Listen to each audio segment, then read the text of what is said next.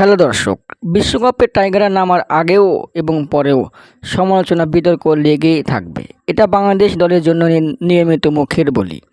এতই বাংলাদেশ দলকে সমালোচনা বিতর্ক করছে, তাতে কোনো ক্রিকেটারদের গায়েও লাগে না। দর্শক, বিশ্বকাপে শ্রীলঙ্কার বিপক্ষে যে টাইগারদের নামার আগেই 11 জন চূড়ান্ত করে রেখেছিল হাথুরু সিং, সেটা এখন আর হচ্ছে না।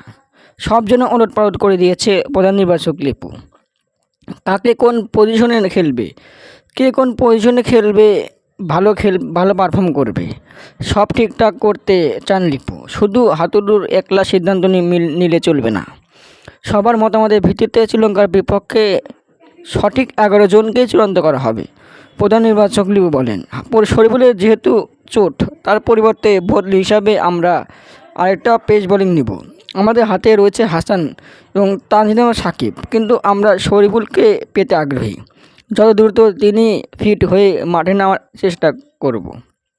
এবার এই টুর্নামেন্টে আমরা কত দূর পর্যন্ত যেতে পারবো তা নির্ভর করে পেস বোলিংয়ের উপর। দর্শক, আপনাদের মতে কোন 11 জনকে শ্রীলঙ্কার বিপক্ষে নামালে ম্যাচ জিতবে টাইগাররা? কমেন্টের মাধ্যমে জানিয়ে দিন।